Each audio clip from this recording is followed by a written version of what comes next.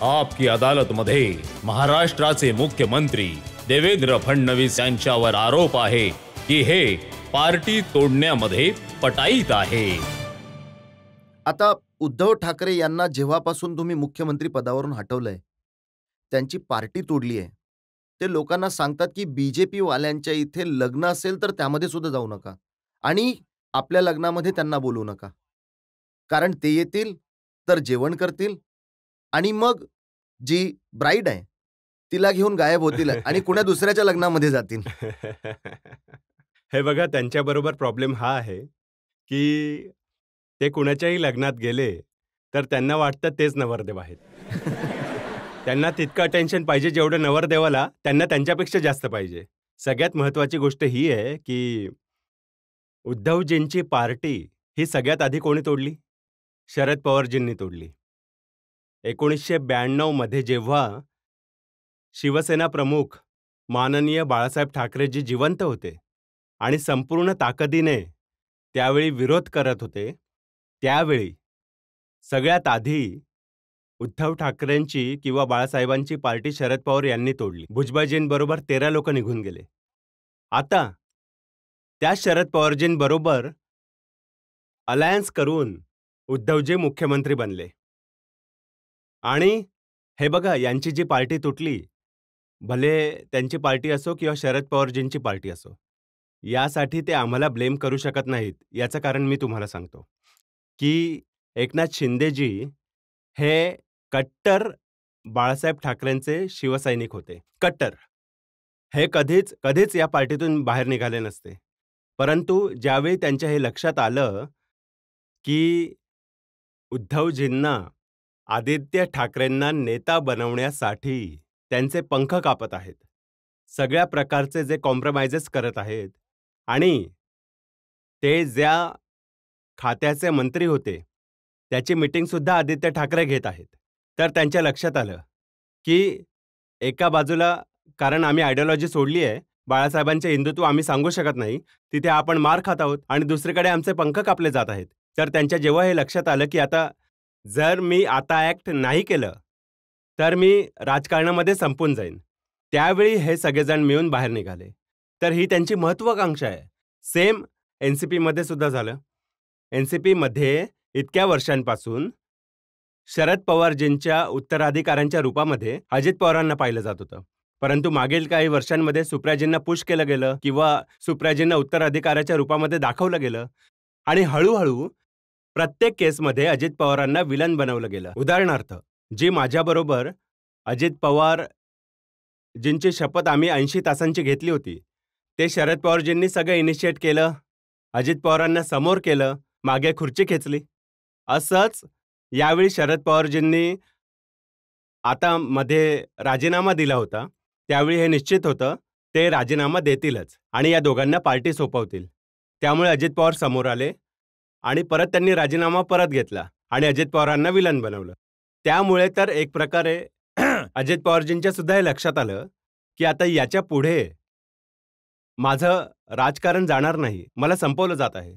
आता हळूहळू मला या प्रकारे विलन बनवलं जात आहे की मी माझ्या पार्टीमध्ये नाही राहू शकत. त्यावेळी ते बाहेर निघाले. तर या दोन्ही ज्या पार्टी तुटल्या आहेत, यांच्या अशक्य महत्त्वाकांक्षांमुळेच तुटल्या आहेत. हे बघा देवेंद्रजी, उद्धव ठाकरे मुख्यमंत्री होते.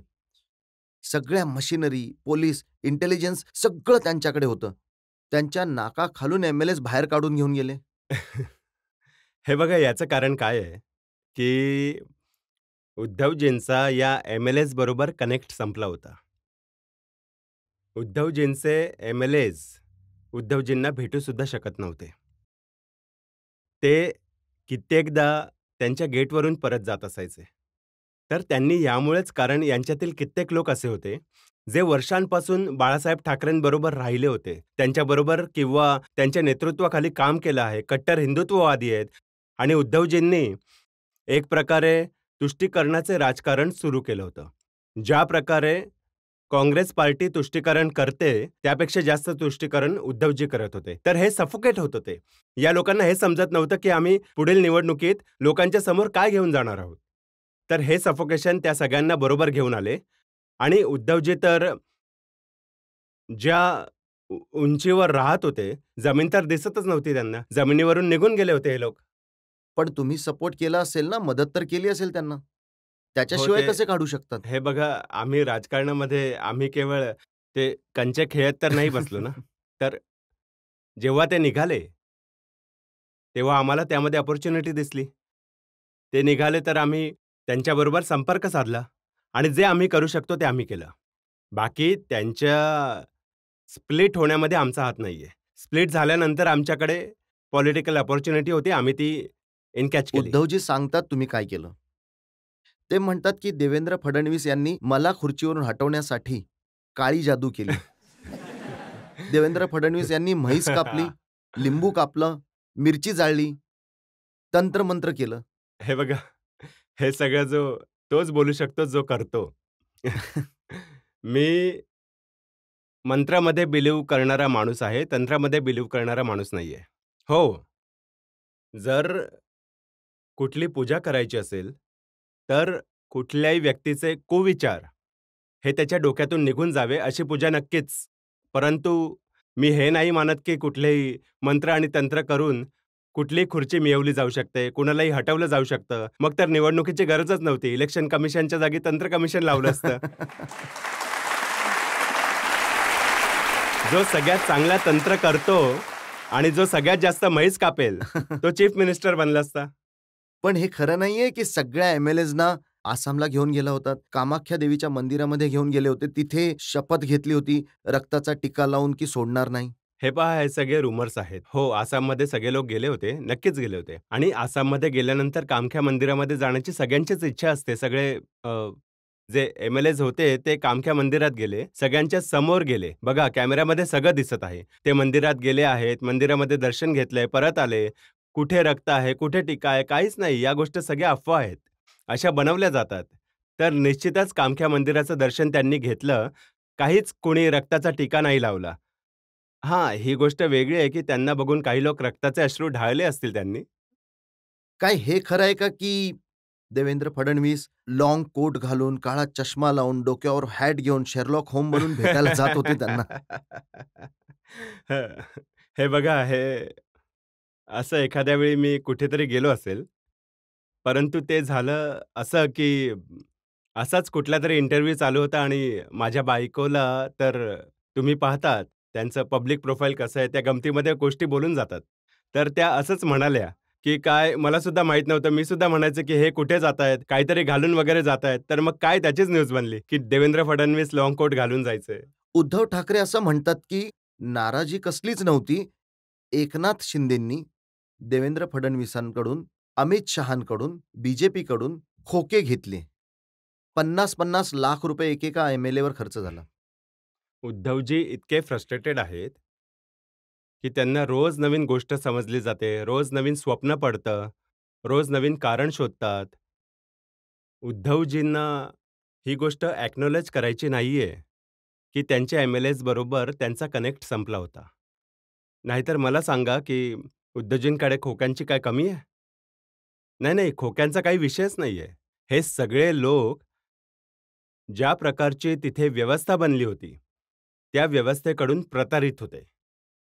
त्यामुळे हे बघा, तुम्ही राजकारणामध्ये कोणी इतकी रिस्क घेत नाही.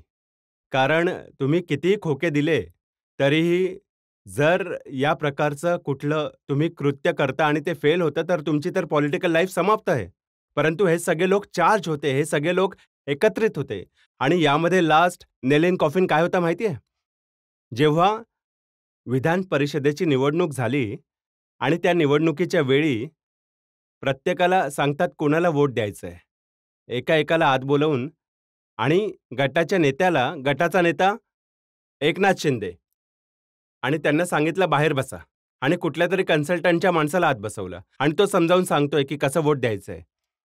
त्यावेळी मला असं वाटलं की तो जो अपमान झाला, तो दिवस शिंदेजींनी निवडला. व्होटिंग झालं, सगळ्यांना एकत्रित केलं. ते म्हणाले, "हे काय आहे? कुठल्या प्रकारचा अपमान होत आहे हा?" जर माझ्यावर इतका विश्वास सुद्धा नाहीये, की कुठल्यातरी कन्सल्टंटला बसवतात आणि जेव्हा की हा नियम आहे, की जो गटाचा प्रमुख असतो, जो विधानमंडळाचा नेता असतो, तो नेता बसतो. तो जो बाहेर बसला आहे आणि कोणीतरी 20-25 वर्षांचा कोणीतरी मुलगा बसवला कन्सल्टंटचा आणि तो समजावून सांगतोय, जर माझ्यावर इतका सुद्धा विश्वास नसेल तर राहून काय फायदा, लगेच ते निघाले. मग एकनाथ शिंदेंनी तुमच्याशी कधी संपर्क केला? एकनाथ शिंदे जेव्हा महाराष्ट्राच्या बॉर्डरवरून बाहेर गेले तेव्हा त्यांनी माझ्याशी संपर्क केला. ते म्हणाले की मी आता निघालोय. मी म्हणालो मी आहे, काळजी करू नका, तुम्ही निघा. आणि ते निघून हो, गेले. निघाले. आता बघा, ते निघून गेले, वरात तयार झाली, घोडी आणली, घोडीला चणे सुद्धा खाऊ घातले. नवरदेव देवेंद्र फडणवीस होणार, परंतु शिंदे बसले खुर्चीवर. नाही बघा, एक गोष्ट मी खूप स्पष्ट शब्दांमध्ये सांगतो की ज्यावेळी या सगळ्या गोष्टी घडल्या आणि हे लक्षात आलं की आता हे सरकार जाईल, त्यावेळी पहिल्याच दिवशी हे ठरलं होतं की शिंदेजींनी इतक्या हिमतीने हे सगळं जे काम केलं आहे, अशा वेळी त्यांनाच मुख्यमंत्री बनवलं गेलं पाहिजे. कारण त्यांच्याबरोबर जे लोक आले आहेत, त्यांना सुद्धा कॉन्फिडन्स मिळायला हवा. त्यामुळे हे पहिल्याच दिवशीपासून ठरलं होतं की मुख्यमंत्री शिंदेजीच बनतील. यामध्ये काहीच वाद नव्हता. यामध्ये काहीच माझ्या मनामध्ये सुद्धा शंका नव्हती. उलट तुम्ही जर माझ्या नेत्यांना विचाराल तर मीच सगळ्यात आधी प्रस्ताव ठेवला होता की जर शिंदेजींना मुख्यमंत्री बनवलं तर हे सरकार मजबूतीने चालेल. कारण जे लोक आहेत त्यांना सुद्धा कॉन्फिडन्स मिळायला हवा होता आणि आमच्या नेत्यांनी त्यासाठी हो म्हटलं. हो, सरप्रायझिंग माझ्यासाठी हे नक्की होतं की त्यावेळी मी हे समजत होतो की मी सरकारच्या बाहेर राहीन. परंतु माझ्या पार्टीने निर्णय घेतला की सरकार जर चालवायचं असेल तर आपला प्रमुख माणूस सुद्धा आत पाहिजे. त्यावेळी थोडं मला विचित्र वाटलं, परंतु नंतर हे माझ्या लक्षात आलं की माझ्या नेत्यांचा निर्णय योग्य होता. कारण सरकार आत राहूनच चालते, बाहेरून चालू शकत नाही. आणि मी आत गेलो, त्यामुळे मजबूतीने ते सरकार चालवू शकलो आणि परत निवडून आलो. पण आत्ता जेव्हा निवडणुका झाल्या तेव्हा शिंदेजींना मोठी आशा होती की त्यांना परत मुख्यमंत्री बनवलं जाईल, तुम्ही परत डेप्युटी चीफ मिनिस्टर बनाल. शिंदेजी राजकारण समजतात. जिथे 145 मेजॉरिटीसाठी लागतात, 145 असताना एकट्या बीजेपीचे 137 सीट निवडून आले होत्या. तर शिंदेजींनाही समजतं की आता ज्या पार्टीची आपल्या एकट्याच्या जीवावर एवढी मेजॉरिटी आली आहे, ती पार्टी जर आता आपला चीफ मिनिस्टर बनवणार नाही, तर तिच्या कार्यकर्त्यांमध्ये सुद्धा एक वेगळ्या प्रकारचा संदेश जाईल. तर जेव्हा हे सगळं झाल्यानंतर आम्ही लोक आमच्या वरिष्ठ नेत्यांबरोबर बसलो, तर त्यावेळी आमच्या वरिष्ठ नेत्यांनी जेव्हा हे सांगितलं की आता भारतीय जनता पार्टीचा मुख्यमंत्री बनेल, तेव्हा शिंदेजी एका मिनिटामध्ये हो म्हणाले. शिंदेजींनी कधीच त्यामध्ये ना केली नाही. ते म्हणाले, मी समजू शकतो, तुमच्या इतक्या सीट आल्यात, भारतीय जनता पार्टी हे डिझर्व करते, तुम्ही करा. आता शिंदेजी तर म्हणतायत, मला हलक्यामध्ये घेऊ नका, मी टांगा पलटू शकतो. ते मला नाही म्हणत आहेत, ते उद्धवजींना म्हणतायत. त्यांचा टांगा पलटला, त्यांना म्हणतायत. नाही, त्यांचा टांगा तर खूप आधीच पलटलाय. त्यांचं तर सगळं घोडा सुद्धा पळून गेला. आता तर ते यावाल्या टांग्यात आहे. नाही, पुन्हा त्यांनाच सांगत राहतात. ते आता सुद्धा ते हलक्यामध्ये घेत आहेत शिंदेजींना. तर ते आठवण करून देत असतात की आता सुद्धा टांगा पलटी करण्याची माझी ताकद आहे. हे बघा, आजकाल आम्ही तर हे ऐकतो की शिंदेजी नाराज आहेत, त्यामुळे तुम्ही उद्धवजींना ऑफर देत आहात इकडे या म्हणून. पहिली गोष्ट तर शिंदेजी अजिबात नाराज नाहीयेत आणि आमचं हे जे सरकार आहे 5 वर्ष संपूर्ण ताकदीने काम करेल, कोऑर्डिनेशनमध्ये काम करेल, चांगल्या प्रकारे काम करेल. महाराष्ट्राला आम्ही विकासाच्या दिशेने घेऊन जाऊ. जिथे उद्धवजींचा प्रश्न आहे, तर मला सांगायचं आहे की आम्ही लोक विधानसभेमध्ये मी भाषण करत होतो. त्यावेळी कारण ते विधान परिषदेचे विपक्षाचे नेता आहेत, त्यांचा निरोपाचा समारंभ चालू होता. तर त्यामध्ये थोडी चेष्टा चालू होती. तर तिथे बसल्या-बसल्या आमच्या समोर उद्धवजी बसतात. ते बसता-बसता म्हणाले की तुम्ही सुद्धा इथे या, ही सीट रिकामी होते. तर मी त्यांना म्हणालो की आता 5 वर्ष तिथे येण्याचा प्रश्नच नाही, आम्ही तर इथेच राहू. तुम्ही बघा, जर तुम्हाला यायचं असेल तर विचार करू आम्ही तुमच्याबद्दल, असं मी मजेमध्ये म्हणालो. ती काही ऑफर नव्हती, तर ते मजेमध्ये मी म्हणालो होतो. त्याची सुद्धा एक न्यूज बनली. तर आता ऑफर देण्याचा काही प्रश्नच नाहीये. बघा, आमच्याकडे जागाच नाहीये. आता सांगा, 288 लोकांची जी एक असेंब्ली बनली आहे, त्यामध्ये 232 लोक आमच्याकडे आहेत. आता बाकी कोणाला घेऊन बसू कुठे? जागाच नाही राहिली. जर जागा नाहीये तर दुसऱ्या दिवशी 20 मिनिटांपर्यंत 1 to 1 बंद खोलीमध्ये काय बोलत होता तुम्ही नाही, त्यांच्याशी? बंद तर नव्हती, उघडी होती, बंद नव्हती. एकदम उघड्या खोलीमध्ये मोकळ्या मनाने बोलणी चालू होती. ते डेलिगेशन घेऊन माझ्याकडे आले होते. ते डेलिगेशन मी ऐकलं. आधी ते आणि आदित्य दोघे बसले. मग त्यांनी त्यांच्या बाकीच्या लोकांना बोलवलं. 15-20 मिनिटं आम्ही बसलो. मी चहा प्यायलो. आदित्यने कॉफी प्यायली. ते काहीच नाही प्यायले. त्यानंतर बोलणी करून ते निघून गेले. ते नक्की काय बोलून गेले? 2 गोष्टी होत्या. एक त्यांचं म्हणणं होतं की ते विधानसभेमध्ये विपक्षाचा जो नेता आहे, त्यांच्याकडे संख्या नाहीये. तर ते म्हणत होते की संख्या नसताना सुद्धा आमचा विपक्षाचा नेता बनवा. हे त्यांचं डेलिगेशन होतं. आणि दुसरं, ते एक पुस्तक मला देण्यासाठी आले होते. ज्या पुस्तकामध्ये वेगवेगळ्या लोकांनी जे न्यूजपेपरमध्ये लेख लिहिले होते, 3rd लँग्वेजवरती, तिसरी भाषा कुठली असली पाहिजे याच्यावर किंवा नसली पाहिजे. त्यांचं पुस्तक द्यायला आले होते ते मला. ऍक्च्युली जेव्हापासून एकनाथ शिंदे आणि अजित पवार तुटून तुमच्याकडे आले आहेत, तेव्हापासून वाटतं की तुम्ही कुणावर सुद्धा ही जादू करू शकता, कुणीही येऊ शकतो. नाही, नाही. हे बघा, मी एक गोष्ट तुम्हाला सांगू शकतो की महाराष्ट्राच्या राजकारणामध्ये मी हे नक्कीच नेहमी लक्षात घेतलं आहे की अपोजिशनचे लोक माझे वैचारिक शत्रू आहेत. ते माझे वैचारिक विरोधक आहेत, माझे शत्रू नाही आहेत. त्यामुळे व्यवहाराच्या विषयी माझा सगळ्यांशी व्यावहारिक संबंध आहे. परंतु याचा अर्थ असा नाही आहे की आता कुठल्या पार्टी बदलतील, आता सुद्धा हेच चालेल, हेच कॉम्बिनेशन चालेल, यामध्ये कुठलाच बदल नाही आता होणार. असं नाही होणार का की कुठल्या तरी दिवशी शिंदेजींच्या पोटामध्ये दुखायला लागेल, ते ठाण्याला निघून जातील आपला इलाज करण्यासाठी?